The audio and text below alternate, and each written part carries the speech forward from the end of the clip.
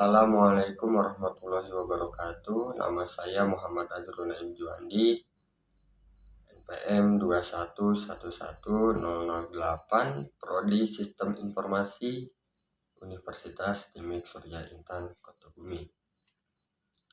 Sini saya akan menyampaikan tugas dari mata kuliah Etika Profesi dengan dosen pengampu yang bernama Ferry Susanto, Eskom MTI, yang berjudul Etika Profesi dan Tanggung Jawab Sosial Perusahaan. Etika profesi adalah suatu panduan profesionalisme yang ada di dalam dunia kerja.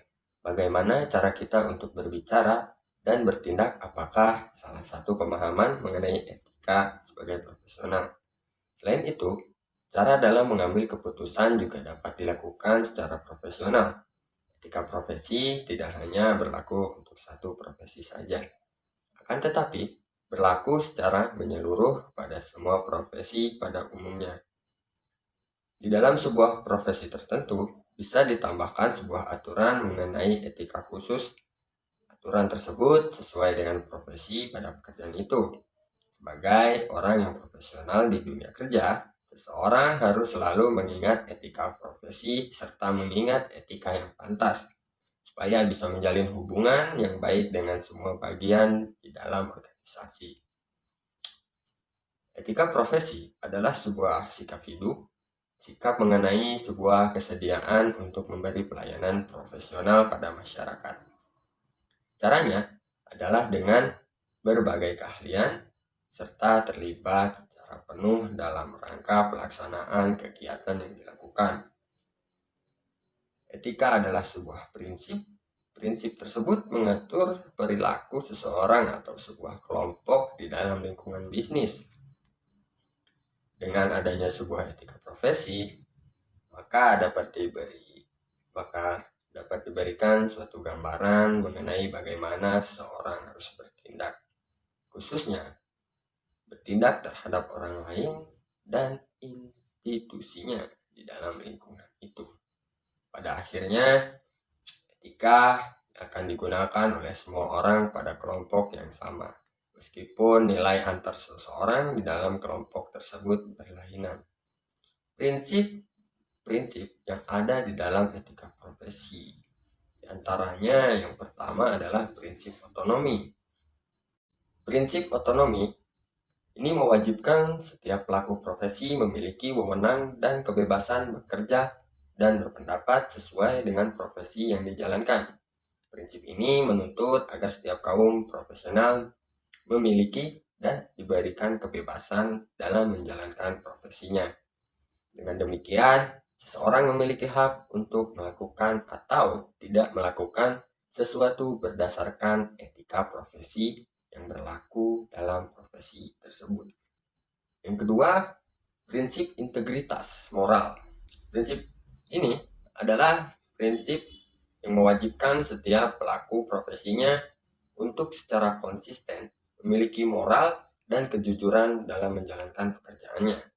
Pelaku profesi harus selalu bersikap adil, mementingkan profesi, dan memikirkan kepentingan masyarakat. Ketiga, prinsip keadilan. Prinsip keadilan yaitu prinsip etika profesi yang harus menjunjung tinggi prinsip keadilan kepada para anggota profesinya dalam setiap pekerjaan yang dilakukan. Prinsip ini menuntut anggota profesinya untuk memberikan pelayanan kepada siapa saja, apa yang menjadi haknya, terutama jika profesi tersebut di bidang pelayanan masyarakat. Prinsip keempat adalah prinsip tanggung jawab, yaitu pelaku profesi harus memiliki kesadaran bertanggung jawab terhadap pelaksanaan dan hasil pekerjaannya. Selain itu, kesadaran bertanggung jawab ini juga terhadap dampak dari profesi itu untuk kehidupan orang lain atau masyarakat pada umumnya. Pengertian tanggung jawab sosial perusahaan atau Corporate Social Responsibility, disingkat dengan CSR, adalah suatu konsep bahwa organisasi, khususnya namun bukan hanya dalam arti kata tidak hanya perusahaan saja yang memiliki satu tanggung jawab terhadap konsumen, karyawan, pemegang saham, komunitas, dan lingkungan dalam segala aspek operasional perusahaan. CSR berhubungan erat dengan pembangunan berkelanjutan, bahwa satu perusahaan dalam pelaksanaan aktivitasnya harus mendasarkan keputusannya tidak semata berdasarkan faktor keuangan, misalnya keuntungan atau dividen, melainkan juga harus berdasarkan konsekuensi sosial dan lingkungan untuk saat ini maupun untuk jangka panjang. Konsep tanggung jawab sosial perusahaan atau corporate social responsibility muncul sebagai akibat adanya kenyataan bahwa pada dasarnya karakter alami dari setiap perusahaan adalah mencari keuntungan semaksimal mungkin tanpa memperdulikan kesejahteraan karyawan, masyarakat, dan lingkungan alam.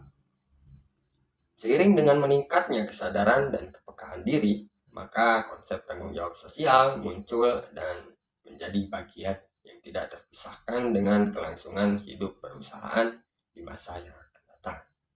Terdapat 3 pendekatan dalam pembentukan tanggung jawab sosial.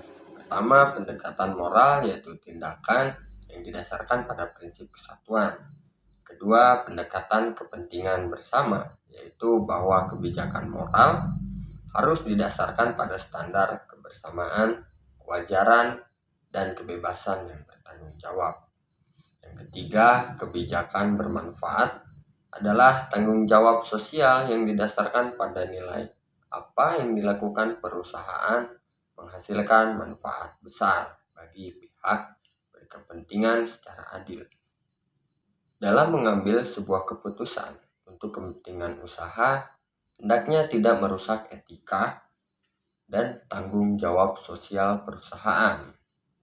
Di antaranya meliputi tanggung jawab sosial terhadap konsumen. Tanggung jawab ini tidak hanya terbatas pada penyediaan barang atau jasa saja. Perusahaan bertanggung jawab atas produksi dan penjualan, distribusi pada pelangganan, di mana produk yang dihasilkan harus bisa membawa manfaat. Yang kedua, tanggung jawab sosial pada karyawan. Perusahaan bertanggung jawab dalam memberikan rasa aman kepada karyawannya, memperlakukan karyawan dengan layak dan tidak membeda-bedakan, serta memberi kesempatan yang sama pada karyawan untuk mengembangkan diri. Yang ketiga, tanggung jawab sosial kepada kreditor. Suatu saat perusahaan memiliki masalah dengan keuangan dan belum bisa menyelesaikan kewajibannya, perusahaan harus memberitahukan kepada kreditor. Yang keempat, tanggung jawab sosial kepada pemegang saham. Perusahaan bertanggung jawab atas kepuasan pemegang saham. Perusahaan harus bisa meyakinkan pemegang saham di mana manajer perusahaan memonitor seluruh keputusan bisnis dan meyakinkan bahwa keputusan yang diambil tersebut demi kepentingan pemegang saham. Namun, tidak menutup kemungkinan pemegang saham turut aktif dalam memberikan pengaruh kebijakan manajemen perusahaan. Pada umumnya, pemegang saham yang berperan aktif adalah investor perusahaan yang memiliki saham dalam jumlah yang besar. Dengan demikian, pemegang saham akan meminta pertanggungjawaban eksekutif perusahaan atas ketidakpuasan yang didapatkan. Kelima, tanggung jawab sosial kepada lingkungan. Tanggung jawab ini berkaitan dengan menjaga kelestarian lingkungan, misal dengan mencegah adanya polusi di sekitar tempat usaha. Dapat melakukan pencegahan polusi dengan mendaur ulang plastik serta melakukan pembatasan jumlah karbon dioksida sebagai akibat dari proses produksi. Yang keenam, tanggung jawab sosial kepada komunitas. Hal yang sering dilakukan oleh perusahaan adalah dengan memberikan bantuan untuk sarana pendidikan dan kesehatan atau perbaikan pengadaan infrastruktur untuk masyarakat sekitar. Penerapan etika bisnis dan tanggung jawab sosial pada perusahaan yang dilakukan dengan sungguh-sungguh akan memudahkan perusahaan dalam menjalankan visi dan misinya.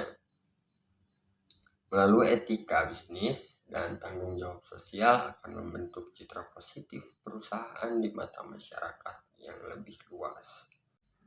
Sekian yang dapat saya sampaikan pada kesempatan kali ini.